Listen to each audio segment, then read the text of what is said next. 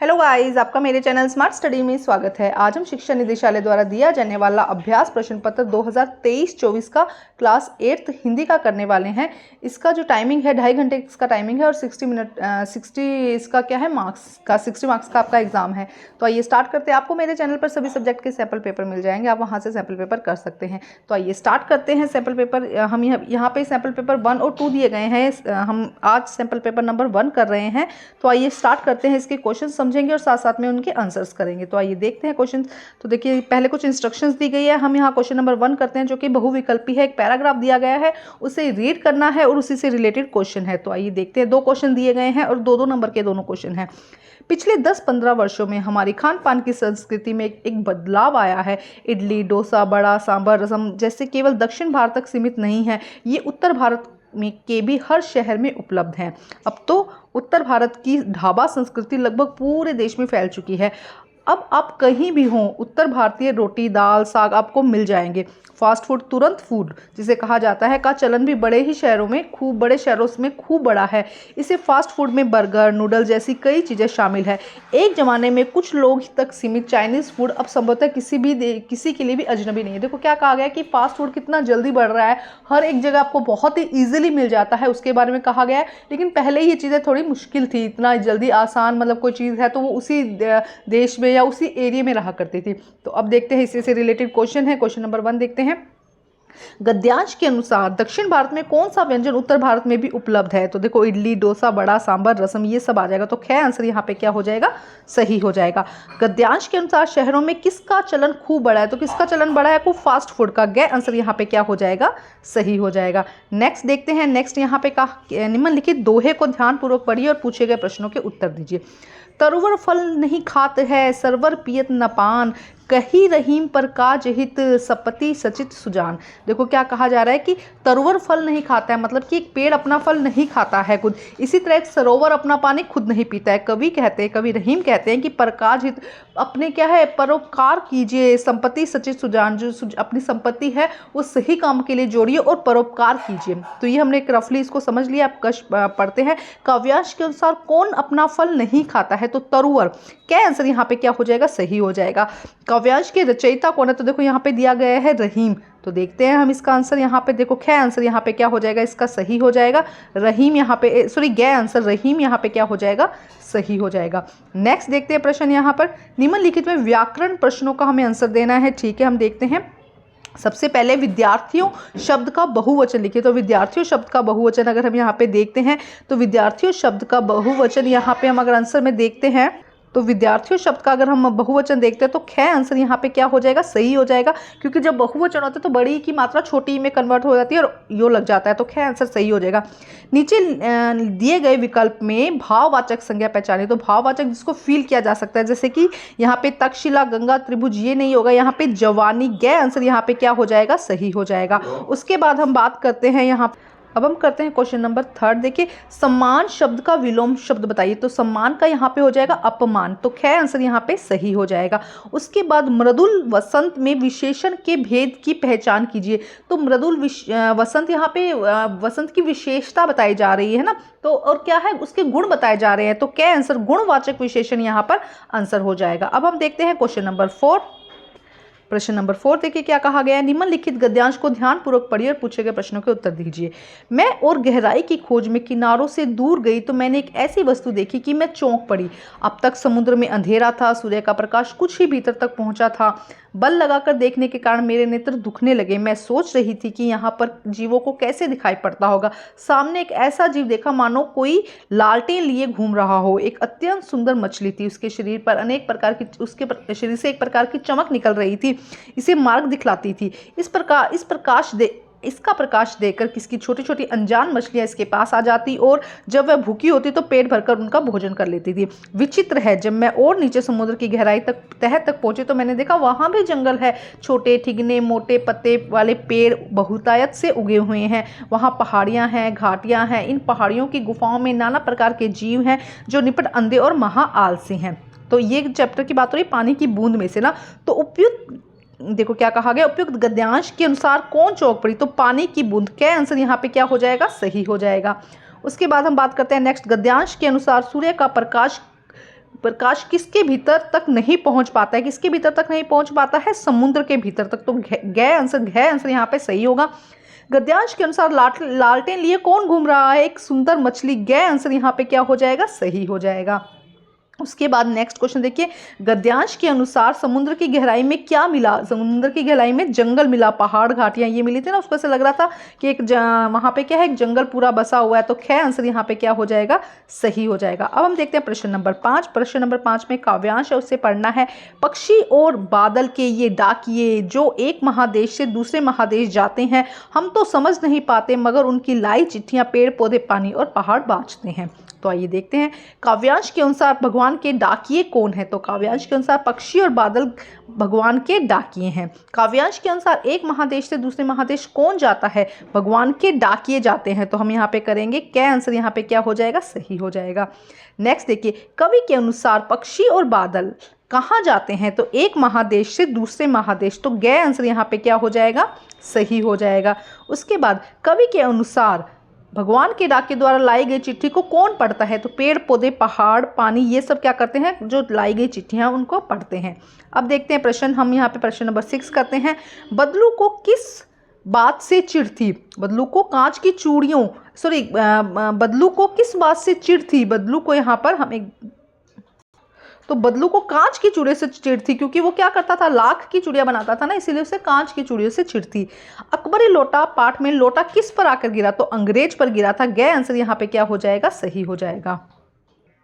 उसके बाद हम देखते हैं प्रश्न नंबर 7। देखो क्या कहा गया प्रश्न नंबर 7 में, भगवान के डाकिये कविता के रचयिता कौन है। तो रामधीर सिंह दिनकर। ख आंसर यहाँ पे क्या हो जाएगा, सही हो जाएगा। भगवान के डाकिये किसको कहा गया है, पक्षी और बादल को।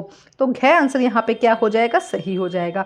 अब हम देखते हैं, थोड़ा व्याकरण से रिलेटेड क्वेश्चन है। देखो क्या कहा गया क्वेश्चन नंबर 8 का फर्स्ट, राजा प्रजा में समास कौन सा है। तो द्वंद्व समास आप इस तरह से लिखेंगे, द्वंद्व समास है, ठीक है। फर्स्ट का आंसर ये हो जाएगा, द्वंद्व समास।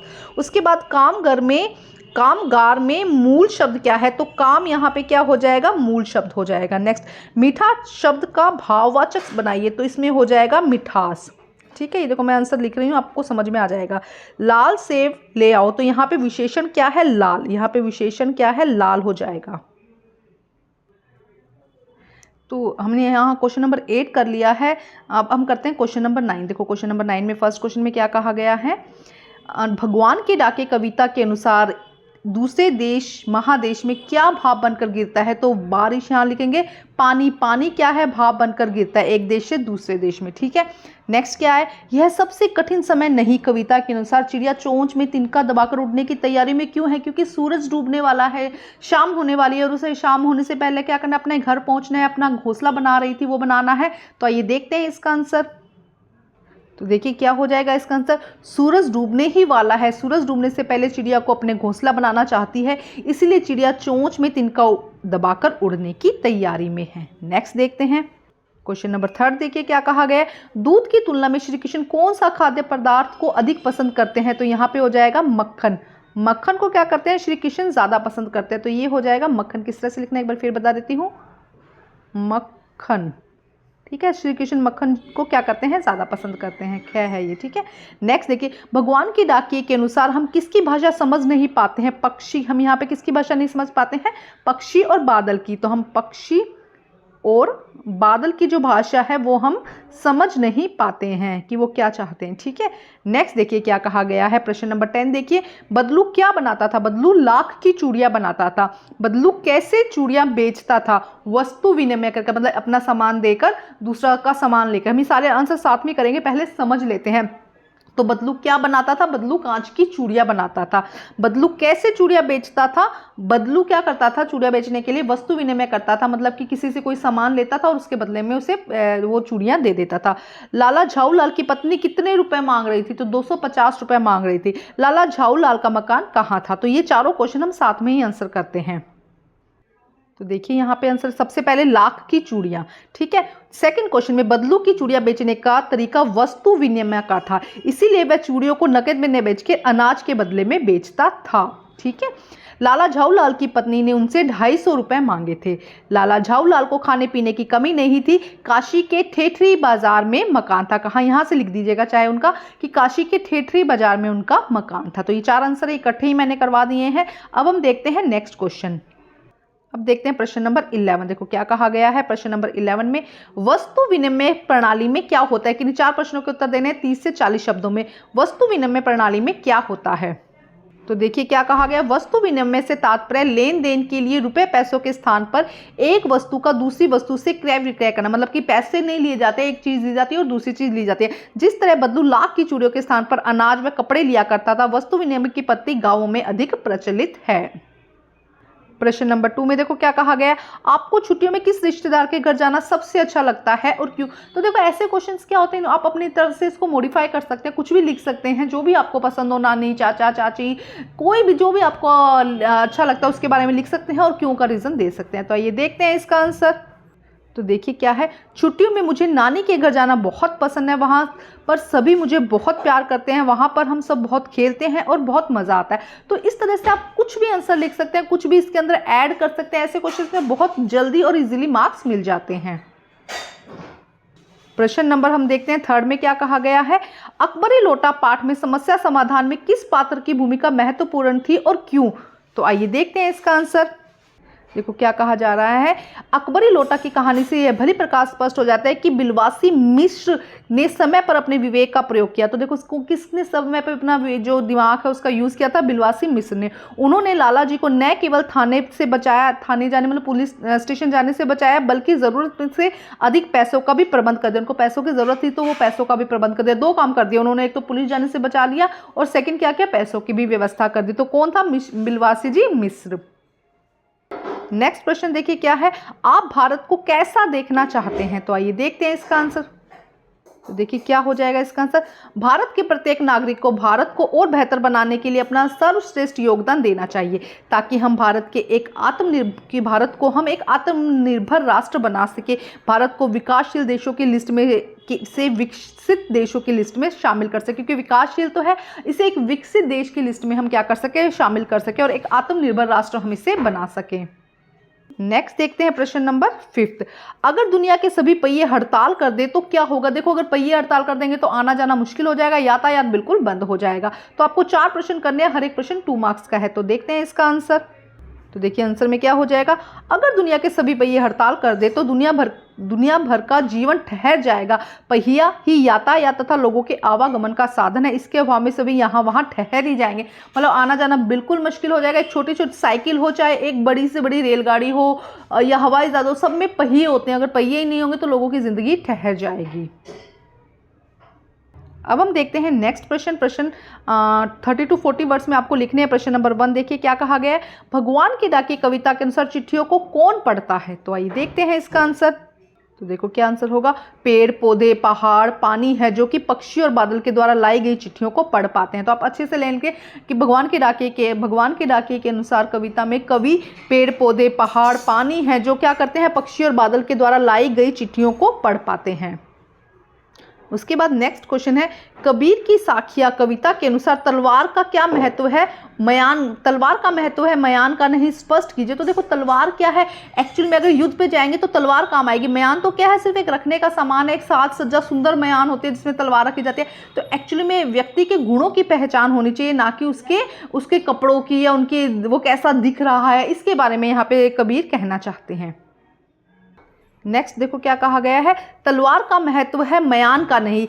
इससे कबीर यह कहना चाहते हैं कि असली चीज की कदर करनी चाहिए, दिखावटी वस्तु का कोई महत्व नहीं है। इसी प्रकार किसी व्यक्ति की पहचान अथवा उसका मोल उसकी काबिलियत के अनुसार होता है, न कि कुल जाति या धर्म से। उसी प्रकार ईश्वर का वास्तविक ज्ञान जरूरी है, ढोंग आडंबर तो म्यान के समान है। असली वहम तो पहचानो, असली व्यक्ति को पहचानो और उसको स्वीकार करो। तो देखो आप यहाँ ये भी ऐड मत कीजिए, चाहे इतना लिख दीजिए कि मतलब आपको एक्चुअली एक्चुअली क्या करना है, व्यक्ति के गुणों को पहचानना है, उसकी काबिलियत को पहचानना है, उसके कुल, जाति, धर्म, इससे आपका एक्चुअली कोई मतलब नहीं है। तो असली चीज़ को पहचानो। दिखावटी वस्तु पर आपको क्या नहीं करना, कोई भी आपको दिखावटी जो वस्तु है उसका कोई महत्व नहीं होता है। जैसे कि तलवार का महत्व होता है, म्यान का महत्व नहीं होता। नेक्स्ट देखते हैं हम प्रश्न नंबर 3 देखिए, सूरदास के पद कविता के अनुसार श्री कृष्ण अपनी चोटी के विषय में क्या सोच रहे थे। श्री कृष्ण क्या सोच रहे थे कि मेरी चोटी छोटी है ना, तो बड़ी हो जाएगी तो एकदम एज ए नागिन जैसे दिखाई देगी। तो आइए देखते हैं इसका आंसर हम। तो देखिए क्या हो जाएगा, श्री कृष्ण अपनी चोटी के विषय में सोच रहे थे कि उनकी चोटी भी बलराम भैया की तरह लंबी और मोटी हो जाएगी और फिर वह नागिन जैसे लहराएगी। तो ये जो हमारा सूरदास के चैप्टर है उसमें लिखा गया है। आप अच्छे से हर एक चैप्टर को अच्छे से रीड करना आप लोगों के लिए बहुत ज़्यादा ज़रूरी है।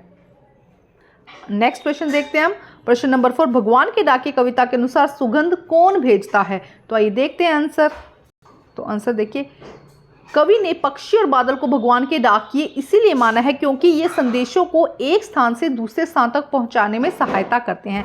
तो पक्षी और बादल शीतलता का संदेश देते हैं तथा पक्षी अपने पंखों पर सुगंधित वायु लेकर एक देश से दूसरे देश में पहुंचाते हैं। तो पक्षी क्या करते हैं, पंखों पर सुगंधित वायु लेकर एक देश से दूसरे देश में पहुंचाते हैं।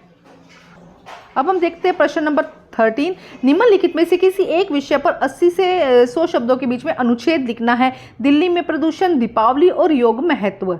उसके बाद क्वेश्चन नंबर 14 देखो, यहाँ पे क्या कहा गया है कि आपको एक पत्र लिखना है अपने बड़े भाई के विवाह में सम्मिलित होने के लिए अवकाश के लिए प्रधानाचार्य को पत्र, और काव्य पाठ प्रतियोगिता में प्रथम आने पर अपने भाई को छोटे भाई को बधाई का पत्र देना है। तो ये दो क्वेश्चन 13 और 14 आप मुझे कमेंट करके बताइएगा कि आप अगर इनका आंसर चाहते हैं तो मैं इनका आंसर आप लोगों के लिए बना दूंगी, क्योंकि वीडियो लंबा हो रहा है। तो अभी हम 13 और 14 क्वेश्चंस के आंसर अगर आप कमेंट करेंगे तो जरूर बना दूंगी। मेरे चैनल पर आपको सभी सब्जेक्ट के सैंपल पेपर मिल जाएंगे, आप अच्छे से प्रैक्टिस करके अपने अच्छे नंबर ला सकते हैं। ये सैंपल पेपर 1 है, जल्द ही सैंपल पेपर 2 भी आप लोगों के लिए अपलोड कर दिया जाएगा। Thank you guys.